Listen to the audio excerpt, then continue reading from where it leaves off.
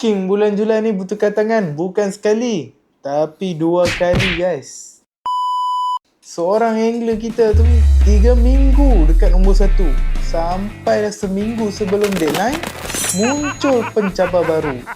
Semua orang ingat dah settle. Tapi di saat akhir deadline, takhta bertukar lagi. Tanpa buang masa, King of Snakehead dengan spesies haruan 65 cm, Mafia.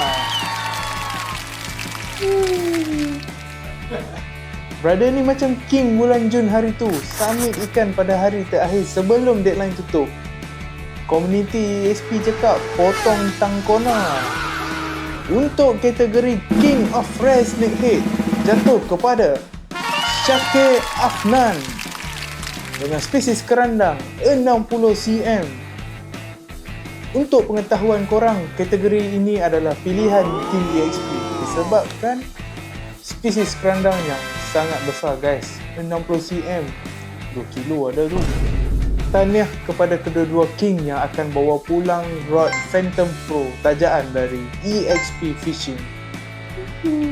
Secara keseluruhannya untuk bulan Julai ni persaingan memang sengit. Perbezaan poin antara setiap ranking tu memang nipis. Submission pun banyak, termasuklah juga untuk kategori Rare Snakehead. Terima kasih kepada korang semua yang dah join untuk Julai.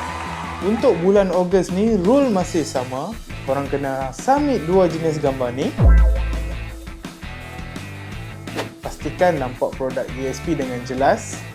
Dan pastikan ukuran mulut ikan bermula di hujung garisan pembaris. Untuk bulan Ogos ni, EXP Fishing berbesar hati untuk menyediakan hadiah EXP Rod Trader. Rod ni memang cantik guys. Jadi jangan lepaskan peluang korang, cepat-cepat cari strike dan submit ikut rules di grup FB ESP Fishing Club Malaysia. Jumpa di Grand Finale. Let's go!